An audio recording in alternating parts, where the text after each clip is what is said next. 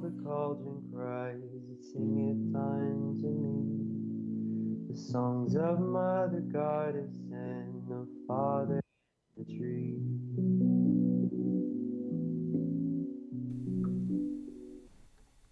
Hello, my lovelies. This is Paisley Wild, and we are adventuring into the spaces between.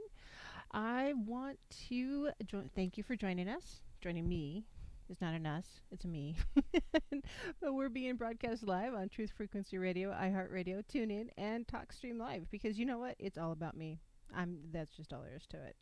Um, and that's all there is to it. We are also live on YouTube, so hello YouTube world, and regardless of where you're checking us or checking me out, say hello. I want to know who's here. So I see Suzanne and Cameron on YouTube, and I see Lucky. Hi, Lucky. Thank you so much, Lucky, for last night for pinch hitting for me. Oh my gosh, it was just last night was such an adventure, I got to tell you. So, for those of you on YouTube world that didn't hear last night, my younger son, he was on his way home with a friend, and they had a close encounter with a venison rabbit, also known as a deer, and totaled out the car. And it was just, yeah, just a mess. And anyways, they were about an hour from where I am, and they had no ride and needed rescuing. And so I am on my way. I drop everything. I go, and as I'm driving, I'm frantically trying to cover the show because I didn't want it to go on pre-record if I didn't have to.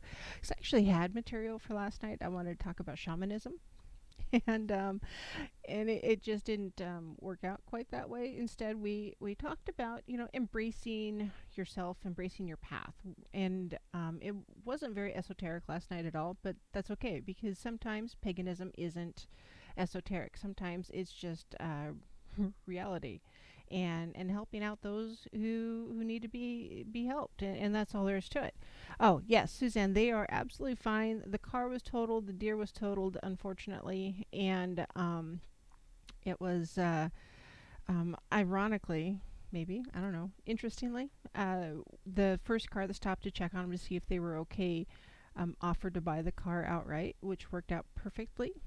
All things considered, it was a little drizzly last night, so the folks that offered to buy the car said it we'll only take it if we take it right now, not tomorrow. It has to be right now. So they basically unloaded everything that was personal in the car and left two 20 something kids and a pile of stuff on the side of the road in the drizzle on a Friday night in the middle of nowhere, North Idaho. So I find it amusing because I can look back at my own mischief and mayhem that I had when I was that age, and in 10, 20 years, they will look back and giggle at themselves at, oh my gosh, we survived this. The things we did, oh my gosh. And it turned out okay. Got home, was fine. Everything was fine. And Lucky was just, she was able to co-host for me or guest host for me, I guess you could say. And I was able to call in, and that was awesome. It just, everything worked out perfectly. My battery died on my phone just before I was able to get a hold of Lucky and let her say, hey, before I picked up the kids and before I got back, before I could call in. It was just, yeah. So I wanted to do YouTube last night and it just didn't work out. So it was, yeah. I gotta tell you, it was an adventure. That's just an adventure.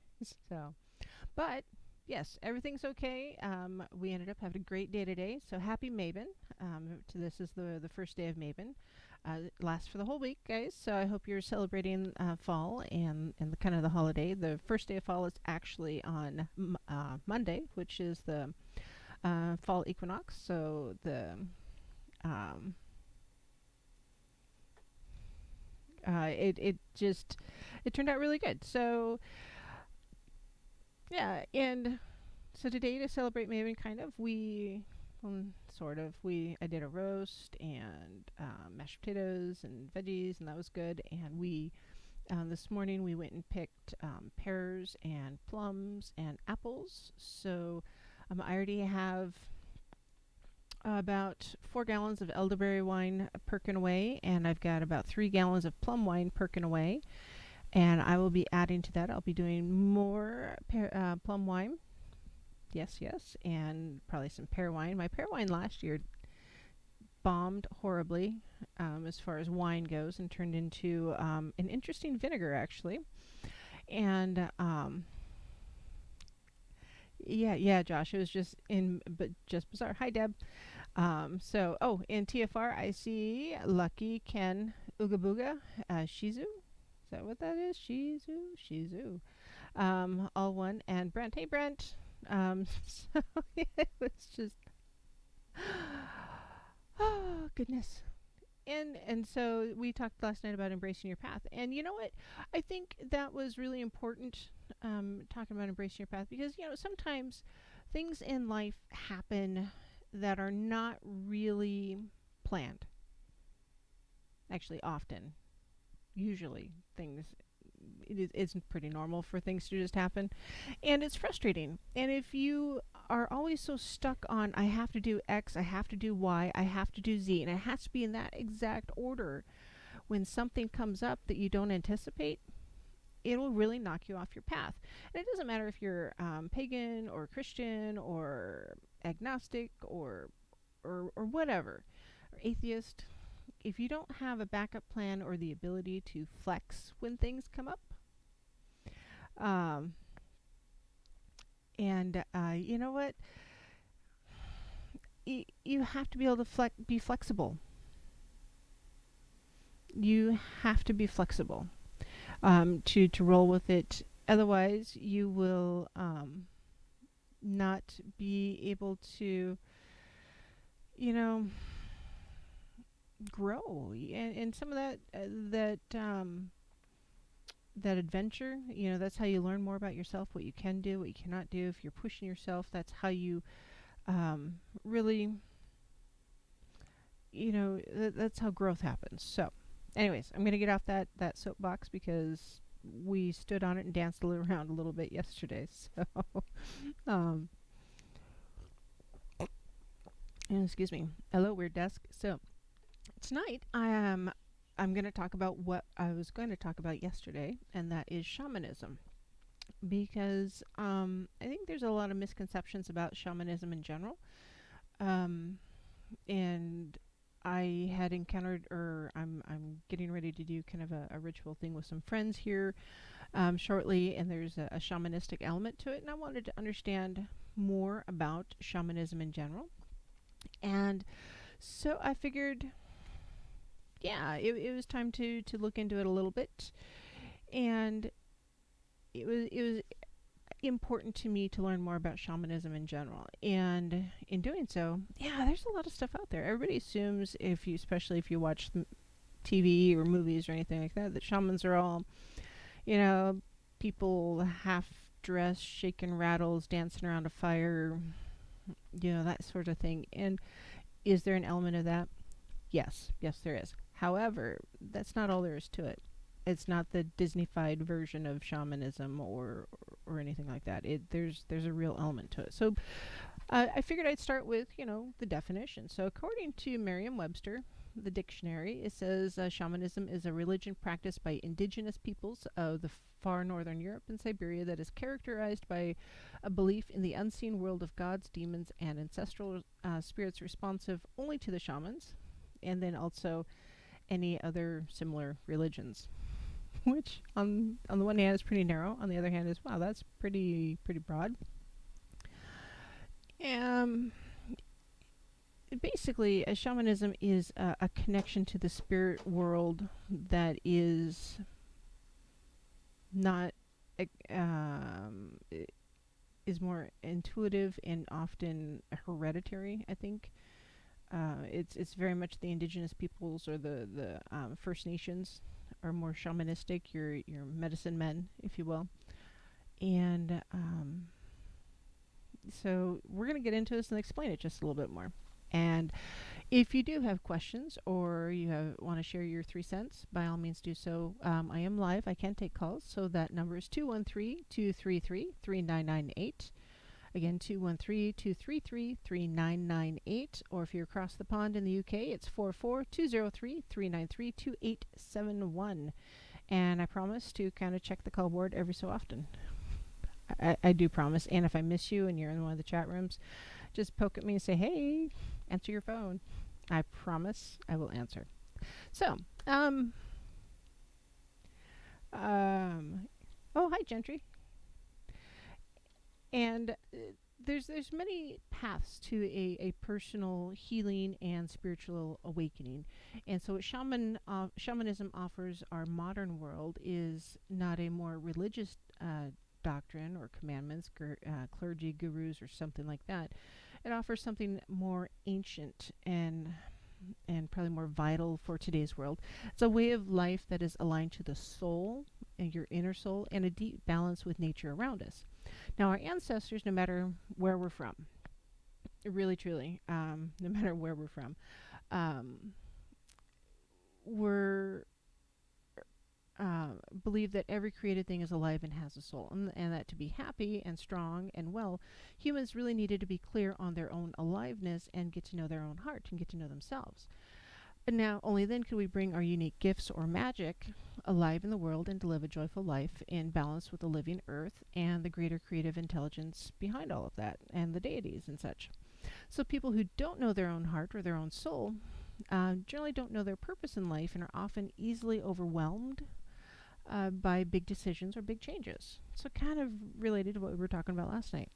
And the loss of vitality and direction is often known as soul loss. And now soul loss is common and can result from many things, including past trauma, or a societal loss or a meaningful connection with nature. So and basically, a lot of times people move to the city and lose their connection with the world around them. And not because there's not a world in the city, because there is, but it's so man made that it's really hard to stay connected to the natural world around them.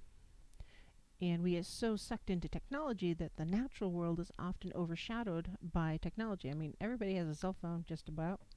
And there's nothing wrong with that. You just have to remember to turn it off, put it away, and experience life without your technology. So, for our ancestors, the traditional treatment for soul loss was not to just stay busy or go to psychotherapy or take antidepressants. Instead, it was to get your soul back, to regain that part of you that you had lost. And that means embarking often on a spiritual journey of some sort to find the parts of your essence that were lost, bringing your heart fully online and in line, and your soul and your spirit, and that awakening, and then living the life that you were born for. And it means getting your unique gifts and your power or your personal magic back to yourself and then out into the world. Now, to really understand the relevance of shamanism in today's world, we do have to really understand what shamanism is. Now, firstly, shamanism is not the pop culture portrayal, like I mentioned, and it's because that's largely based in fantasy and gross generalizations that have been passed through the various media, like text, beliefs, academia, other people's interpretations of what shamanism is. And the propagation of that kind of thinking generally reinforces and creates very common misconceptions and mysteries that characterize what people think they know about shamanism. So, fundamental to knowing what shamanism is, however, is understanding that the only way to accomplish this is through your very own participation and experience in the nature of shamanism is extraordinarily, personally, entirely experiential. A lot of big words there, but yes, very experiential. So shamanism is defined as the exploration of consciousness. Now, consciousness is defined as a state of being. Now, everything that is manifest, including yourself, everything in our world, your thoughts, the universe, the past, the future, all of that, all of those things are understood as states of being or expressions of consciousness. So the physical space is also an expression of consciousness. So if your office, your bedroom, your home, all of that, whatever you're decorating it, that's an example of your consciousness and your perception. And so that is something that is. And it's part of what is meant to be a state of being. It exists, it's experienced. And this ultimately leads to the understanding that consciousness is an expressed state of life, which is understood to be synonymous with experience. So if you're experiencing life, you're really experiencing your consciousness, and you're being active within your consciousness. So shamanism generally sounds pretty arcane, even exotic, distant, other, not common to today's society. You don't just, say, hey, I'm going to go talk to a local shaman and get something figured out today. It's not something that we really do today. Um, and in the minds of many Western people here in the U.S., that's where shamanism really exists. Is somewhere out there. It's on the edge of normal. It's beyond normal. It's strange. And a shaman is someone who dances and chants to rhythms they only hear, and they dance in their own dimension, and they may be crazy or eccentric and just out of touch with reality. And to be honest, that's not who shamans are. And for many people in modern society who are so used to the comfort and security that are offered by technology and such, the idea of even practicing shamanism just doesn't fit into the typical modern lifestyle. And so people often wonder, what does such an ancient primitive practice have to do with today's urban modern world? Well, shamanism is the exploring of the entirety of life and experience. I mean, that is still today. We're still doing that today. So blah, blah. Can't talk. Sorry, taking a drink. A lot of information, and I am probably talking too fast. So if I need to slow down, by all means, poke at me. So shamanic literature is often filled with stories about healing and divination and magical feats and miracles. Even the Bible has magical feats and miracles and shamanistic behavior.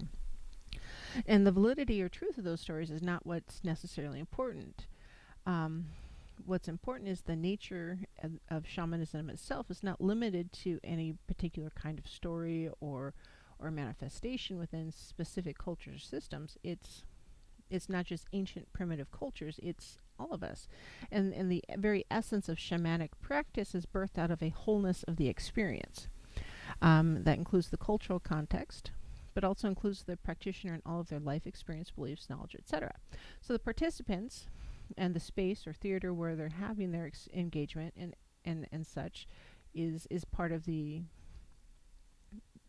state of being, if you will. It's an expression reflected of your state of consciousness also. So the shaman might read this state like a map. They may use other tools like drums or rattles, to navigate that space. And they may use the sun, the stars, the lay of the land, that kind of thing, just to achieve the state that they need to interact with their spiritual awakening, their spiritual consciousness. And it can be anything and everything. And it was just it's a different state of being, and sometimes someone's body or mind or spirit is the actual roadmap to delving into your inner shamanistic path. And it can manifest as your career or your workplace or your relationship, exploring your parenthood, that kind of thing, or parenthood itself. And as you explore and navigate your dreams, your thoughts, and your inner world, your emotions, reactions, beliefs, ideologies, etc., you're experiencing that consciousness itself, not just yourself's consciousness, blah, but the world around you, from the animals around you to the very plants, just the world itself. And everybody's life is made of these elements. Old cultures, new societies, alternative, mainstream, doesn't matter. The matter is the exploration and navigation of life is supported and guided by the shamanism you bring to it. And so these skills and capacities are just very, very relevant in today's world and tomorrow's world. And it doesn't matter. It's still a thing. And because shamanism is a healing practice generally with an animalistic worldview, it's inherently spiritual and generally pretty doggone sacred, you guys. Really, it is. And it refers to um, just a wide range of practices regarding communication and collaboration with, as well as a profound respect for, both the natural and spirit worlds. I mean, you're the connector as a shaman with the physical world we live in today, the spirit world, and the natural world. All of it. You're the hub, if you will, in the wheel. And you're the various practices of shamanism aim to maintain the balance and the health amongst all the members of the community. Doesn't matter if it's a human or non-human, animal, plant, etc. And shamans are said to treat illnesses by actually mending the soul, so alleviating traumas affecting the soul, or then restores the physical body of the individual to balance and wholeness. And that restoration of balance generally results in the elimination of illness. And a shaman is called to be an intermediary or messenger between the human world and the spirit worlds of nature. And shamans will enter an altered state of consciousness to make a conscious journey to the spiritual realm, and that is actually nature's dream world. And this other reality is typically comprised of three worlds: the lower world, the middle world, and the upper world. And each world is inhabited by various spirits, generally helping, but spirits neutral and overall. And the shaman is able to establish relationships with these different spirits and bring back information and healing for a community or the individual that they're trying to do the working for. And shamanism is based on the premise that the visible world is pervaded by invisible forces or spirits that affect the lives of the living. Trees have spirits, rocks have spirits, drums, my cup of water. Technically, even our computers have spirits, you guys. So, be respective. And ancient animistic cultures believe that there were deities actually inhabiting these things. And the animistic practitioners of shamanism today don't generally think in terms of deities, rather that we think in terms of consciousness. A millennia ago, you go to the well often enough, the well may take on a spirit or consciousness. And a millennia ago, we would have called them a deity or a god, goddess, that kind of thing. And today, we may think of it more as a consciousness or an awareness. Basically the same thing. So it's just a slightly different interpretation because our society has changed. And if we think of spirit or consciousness, then what is meant by the spirit of a thing is the configuration of awareness that informs a thing or its consciousness. Trees are living, conscious things. I just read an article here not too long ago that scientists have now figured out or learned or experienced that trees actually have a heartbeat, which is interesting. And it's taken them a while to do it, and probably even longer to admit it, because who wants to admit that? Scientists don't like to admit things that they don't understand. And a tree's consciousness is the result of the collective awareness of countless cells, molecules, and atoms acting and interacting according to dynamic, inherent patterns of being, knowledge, behavior, which gives rise to the phenomenon that we recognize as a tree or flower or what have you. So once we begin to understand that the spirit is consciousness, then we can say that a tree has a spirit and perhaps even a deity or a tree's unique character and power without collapsing into superstitious mistakes, like dryads or naiads, that kind of a thing. Are they real? Yeah, I think they are, but they're the spirit of the tree.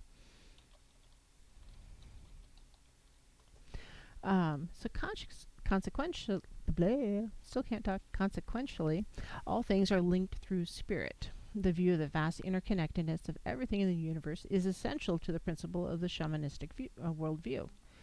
It's also actually supported by contemporary physics and related to the entanglement theory.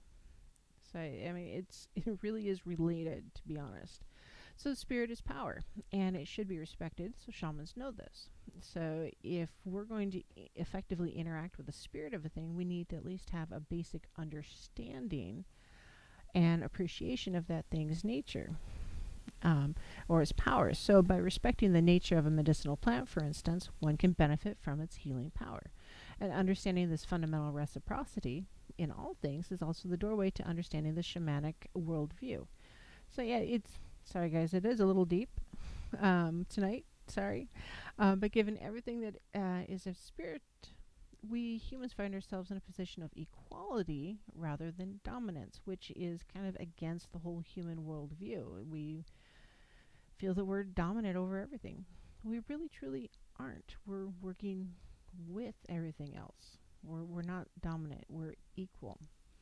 And all animals and plants are our cousins in the great family of life. And by recognizing this fact, the shaman walks a radical path of at oh gosh, I it's break. We'll see you in hope, a couple minutes. Lord, with the sun, as we will, so mote it be the spell forever done.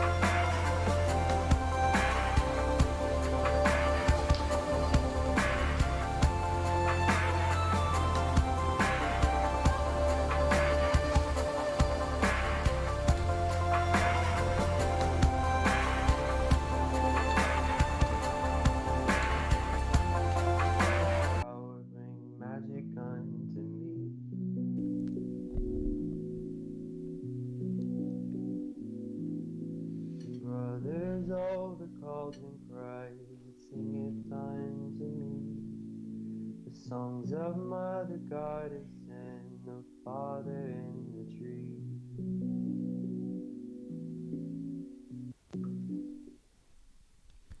Hello, my lovelies. This is Paisley Wild, and we are adventuring in the spaces between. So, we are being broadcast live on TFR, Talk Stream, TuneIn, and iHeartRadio, and all that stuff, and YouTube. Yay! So, hi.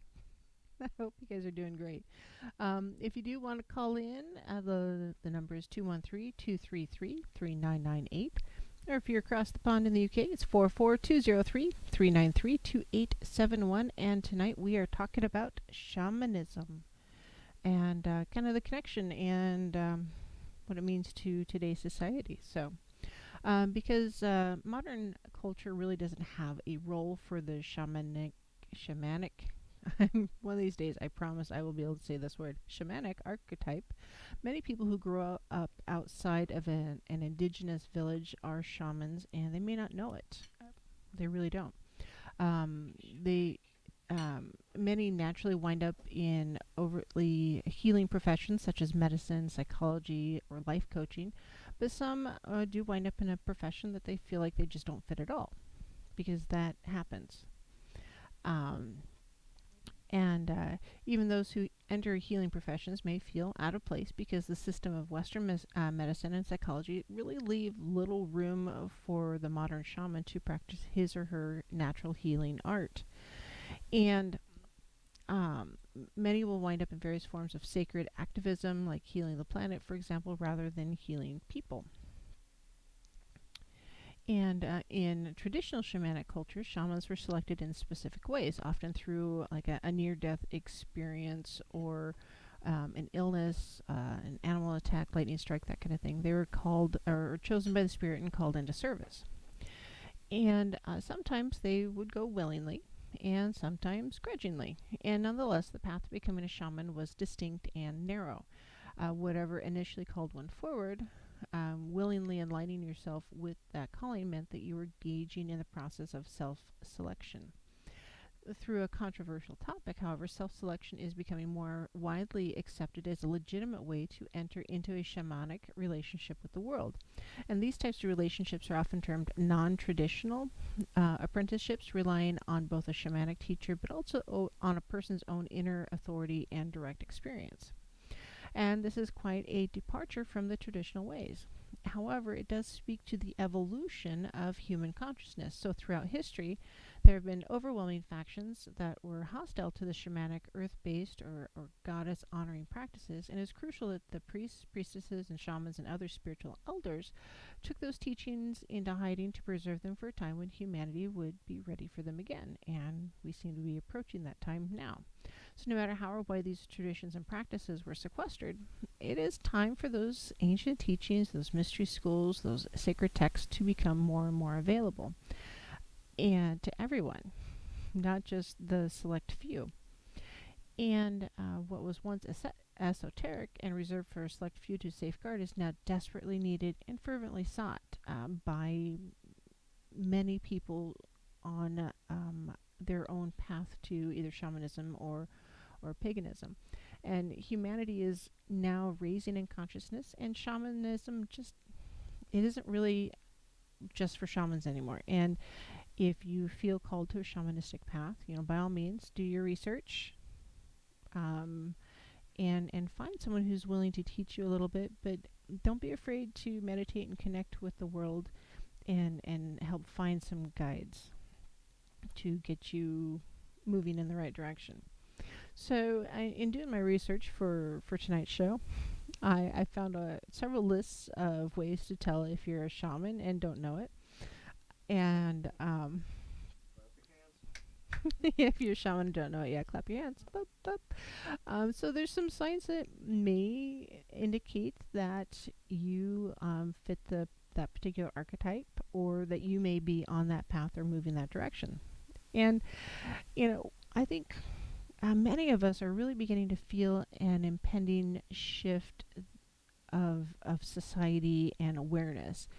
And so those with the shamanic archetype don't just feel it, they actually feel it. They actually feel it pulling them. They're not just like, oh, I kind of feel this way, but no, they feel this draw like a magnet towards maybe leadership positions that could help facilitate the transformation of our current consciousness and the evolution of our species and moving forward.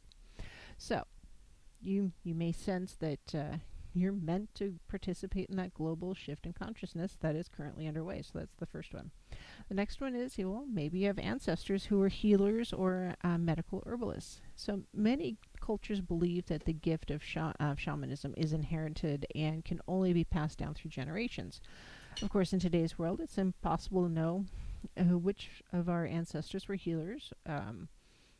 Some of our recent, more immediate ancestors, perhaps, but much like ourselves, they perhaps never claimed or cultivated the shamanic gift because it just wasn't accepted. Um, you may have been, number three, you may have been through a difficult initiation of some sort that has prepared you for this leadership role. It may have been a near death or out of body or other mystical type of experience. And it's generally recognized that to be a shaman, you must experience a complete death and rebirth. And often this can present itself as a temporary illness or a shocking crisis of some kind that ignites an existential crisis. And so it's through overcoming and healing from this ordeal that the shaman to be surrenders everything they know to be true for whatever wisdom they're meant to learn. Anybody who's had a near-death experience that you hear about on TV or in various stories that you might read online, um, you often, oh, I saw the light and now I feel like I have to communicate. And that's a real thing. And so in indigenous cultures, the village knew who the shaman was because he or she was perhaps struck by lightning and survived, or survived an animal attack that was pretty intense. But in modern culture, you may not literally be struck by lightning. It may have been some other life or heart-threatening ordeal. You may have experienced a childhood abuse, a sexual violence, a near-death experience, or some other trauma that has put you through the crucible and forged you into the healing earth shaman that you are currently becoming. So you're saying because somebody was struck by lightning, they made him a shaman? Well, if you survive being struck by a stroke of lightning, Don, I'm sure you would be very shamanic. It would No, I'd just be praying along. Sorry. Perhaps number four, you are an introvert. So shamans are generally multidimensional beings who dance between the realms of the seen and unseen worlds. So if you're the shamanic archetype, you may have a hard time navigating in the 3D realms of this particular dimension, which may cause you to withdraw into yourself so you can visit the realms of consciousness where you feel most at home. You may find that you just really enjoy solitude, and you may find it hard to fit in with others. Um, I that's happened to a lot of us, I think. Shamans in most cultures were solitary individuals, often living on the outskirts of a village, and were generally considered kind of weird or eccentric and just different. Now, however, they were respected because of the wisdom that they shared, and because of their unique gifts and sensitivities. Shamans never really fit into your typical society structure because they acted as the bridges between this world and the unseen worlds. They Wow, so weird this got hit by lightning. Wow, that's wild. Um, very wild. Number five is you may feel most at home in nature. So shamans of most cultures are the bridges between nature and shamans and humans, excuse me, and they may serve as translators between the mountains, oceans, rivers, animals, plants, and people. And you may sense that nature is actually talking to you, or you may get your most tuned into downloads, if you will, when you're surrounded by the natural world. So shamans may understand the web of life better, and everything on the earth is deeply interconnected through the web of spirit. And nothing embodies this understanding better than nature itself, and how it nurtures us and how we nurture it back in that mutually dependent relationship. Um, Six, you just may be very sensitive. You may feel things that others don't feel. You may see things that others don't see, or don't hear, smell, don't smell, etc. You just sense things that maybe other people don't sense. And this may make it hard for you to be out in public, where you may feel accosted by an overstimulation of your senses. So if you embody the shamanic archetype, it's likely that you're the kind of person that others may feel is just too sensitive, but it's not really a curse. It's more of a blessing or a gift. It's part of your gift. So number 7, you may have felt a subtle energy or healing energy in your hands. So if you've ever worked with energy or felt your own aura, um, you'll know more about that. And many shamans are born with the capacity to act as curanderos, or masters of living energy. In other words, they may have the ability to control and manipulate the energy in their bodies. Yes, like an empath gentry. Carrying healing energy is often manifested as having good circulation of blood in your hands, and your hands will almost always feel warm to the touch or even boiling hot, and you may feel sometimes a subtle energy emanating from them. Number 8, you may feel a sort of spiritual calling to ease the suffering of people, animals, and nature. And as I'm going through these, you'll probably note that a lot of them are very, very related, and they're related on purpose. So, many healthcare providers are called to practice medicine the way priests are called to the priesthood. You don't have to necessarily be a healthcare provider to have the shamanic archetype, though. It may transmute itself into a healing service to animals or sacred activism causes, conservation of the earth, that kind of thing. Ultimately, shamanism can be seen as a practice of balancing or self-correcting our relationship with others and the natural world around us. And whenever a shaman sees suffering, they'll feel just a really big, strong desire to heal it in order to reestablish that lost harmony within the web of life.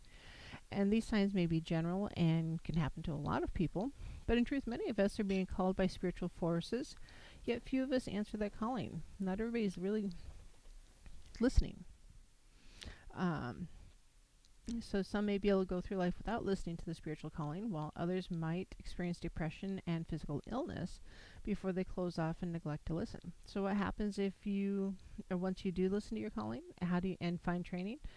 Ideally, nothing is more effective than training and learning under a mentor or a spiritual guide. And shamanism is a spirituality that is experienced, like I've mentioned already, and not thought about or theorized. And the internet can be useful in allowing you to look up local practitioners that may offer apprenticeships, but do your research. I don't know how many times I'm going to say that, but I really mean it. You need to do your research, not just about your path, but also the people you're working with, because there's a lot of people out there who are not out there wanting to help you. They're out there to use you or hurt you. So,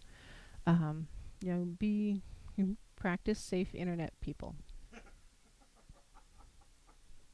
Just, oh, Dawn. Yes, practice safe internet, folks. You do your research, and don't be afraid to ask questions. And for those who can't find local mentors, maybe an online community is what's best for you. And there are a lot of online communities that might help you. Just again, practice safe internet. Number 9, physical ailments may fall under the category of a shaman sickness. Now, in the past, many physical characteristics, such as being born with extra fingers or toes, or even a caul, which is a thin membrane that's over your head at birth, they were considered omens that a person had a special relationship with the spirit world. And in indigenous cultures, shamans who have been called to service but haven't said yes yet will often end up sick with physical ailments. Now, in modern cultures, these shamanic sicknesses may fall into difficult to treat categories such as chronic fatigue syndrome, fibromyalgia, Lyme disease, chronic pain disorders, that kind of thing, autoimmune issues. Now, if you're suffering from one of those illnesses, ask yourself, am I a shaman who just hasn't said yes to my calling yet? Now, That being said, these are legitimate illnesses, and not everybody who has one of these illnesses actually is a shaman. There is some cross barriers there. It's not just, I don't know, it's fuzzy. We'll just leave it at that. It's fuzzy. Number 10, you may have vivid or prophetic dreams. So, some shamans are born with the natural ability to travel between realms and to bring back information or to even see visions of the future through their dreams. The unseen realm may be communicating with you through your dreams. So, try analyzing your dreams. That's why a dream notebook is good for you. You know, have a notebook next to your desk. Write down your dreams and pay particular attention to any animal totems that may appear in your dreams, or and if you are wondering about what what animal totems are or spirit totems, Google it. Again, practice safe internet, and see if you can find any messages from the animals in your dreams. So, what is a particular animal connected to in the pagan world or spiritually? And so animals or hybrid animals, such as a half animal and half human, may play a big role in the shamanic journey. And spirit animals serve as guides that then share vital information and serve as reminders whenever require help. So do your research. 11. You may have you may see things that other people can't see. So the ability to access other realms and hidden dimensions can often start at a very, very early age. So your children, if they have weird dreams, don't say, "Oh, that's just a silly dream, kid." Listen to them and accept it. So and journal for them if they're too young. So the ability to be an effective shaman, you must have the fluidity of mind to be open and receptive to new information. And it's a unique trait that has resulted in many shamans being labeled and prescribed as mentally ill by today's modern medicine. So if you're experiencing things that other people don't, okay, yes, you may be crazy, but you may also be, encountering some aspects of shamanism that you're just, you don't understand yet. You need to do your research. You may discover unusual spiritual superpowers. So, yeah, you might be psychic or an empath. You may get healing visions. You may realize that you can heal people with your hands, or you can telepathically communicate with animals, people, or other objects. Some shamans are born with the gift of vision or the capacity to look at other people and see the illnesses that they may be carrying or a spiritual obstacle that must be overcome. So, people with a shamanic calling often frequently report psychic abilities such as clairvoyance, clairaudience, or other paranormal experiences. It happens, it's real. And 13, the call line's broken too. That would explain that. So 13, you've always felt like you just don't really belong. And maybe because you're a bridge. So shamans tend to live outside or on the outskirts of a village for a reason. And they're not like others. And it's a blessing, not a curse. It really is a blessing. So that means in this life, it's understood and recognized that you're a bridge between this world and the next, or this world and the spirit world. And in the modern world, you may leave those with the shamanic archetype feeling like they just don't fit in. But don't despair. It's okay. You do fit in. Your role is essential. You may find that you do fit in best with others who share that shamanic archetype.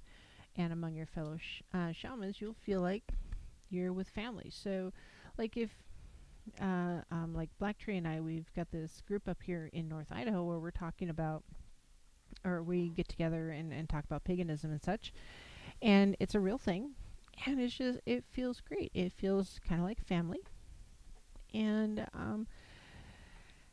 it's just that connection, and it's awesome to just feel that connection with people that have similar thoughts and feelings to you. And I think that's why so many people have a hard time leaving the Christian path. It's not because they feel they have to be a Christian is because they feel most connected because of that fellowship and that community that is often associated with an Abrahamic faith. Um, and it's hard to find that same sense of community often, as especially as a solitary witch or solitary pagan, because there's just not a lot of us out there, and it's hard, um, and it just is. So because shamans are operating between two worlds, you may find that you are connecting to mainstream culture and the culture that wants to be born in the new consciousness, and it may feel a little weird, and you may not feel like you fit in. Um, but if you are really a bridge between mainstream medicine and the new world, you may be part of that new transition of the shamanic archetype. And once you realize that, you may feel just some real relief. Um, yeah, stay hidden, I get it. Um, and if you work with others that may feel like they're called to the shamanic path, acknowledge it and accept them as they are. And it is really challenging in our culture and our society today to be a stealth shaman, or in the broom closet, same thing. But it's also a blessing to have the opportunity to help people and enjoy that separation, and then learn to dissolve that apparent duality of your lives into a oneness, and fulfill your calling to bring worlds together to heal people or animals or the planet. It can be lonely and disheartening or scary and occasionally isolating. Um, but often the stealth shaman has a series of past lives where you are familiar or have encountered this persecution, if you will, or isolation for attempting to connect the worlds. So once you find a group where you're accepted and moving forward, it's just spiritual lifting. You'll just feel lighter, and it takes a lot of courage to come out of that spiritual closet or pagan pantry or broom closet, or whatever you want to call it, and embrace yourself and to put yourself out there as a shaman, and or as a pagan or a witch. It is hard. So to feel safe, we do need to foster a sense of belonging, and so we don't feel isolated on top of being fearful of the way others are going to react. So we need to find that community, and whether that's talk to me online or send me an email, or wildpaisley@gmail.com, WILDEPAISLEY, so wildpaisley@gmail.com. Give me a call, find me on Facebook, any of that. Yeah, connect, and I will help you as much as I can. So, are you a shaman that's still in the closet, pagan pantry, broom closet, that kind of thing, stealth, ninja style shaman? Yeah. Please know that there's a lot of you. There's a lot of us. And while you're trying to figure out your place in the world, that's okay. It's okay to make the baby steps, and um, to learn more about your path, and be who you need to be. It's okay. It's also okay to stay in the closet, guys. It's quiet in here. It is, yeah, definitely more quiet generally. Not always, but often. Depends on the neighbors. And learn more about your path. I think that is the best advice I could give anybody. If you feel called to the shamanic path, learn something about it. Don't assume that the Hollywood trite and trivialness is the accurate portrayal of shamanism, because it's not. Shamanism is so much more. It's deeper. It's more connected. And if you are really truly called to be a shaman, you will be that bridge between the natural world, the waking world, and the spiritual world. And that is a very special, special, special place. So, I understand the call line probably didn't work quite right tonight, and I do apologize. You promised to answer. I promised to answer. I did. I'm sorry, but apparently there was an issue. So, Yeah, send me an email and I will respond to your email on air or directly, either way.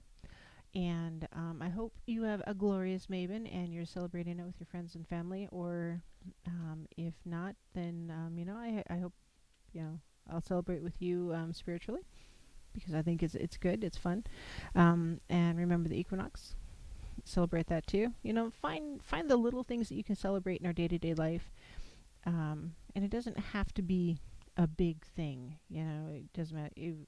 As a pagan, sometimes celebrating the little things is the best way to do it. So, merry meet and merry part and merry meet again.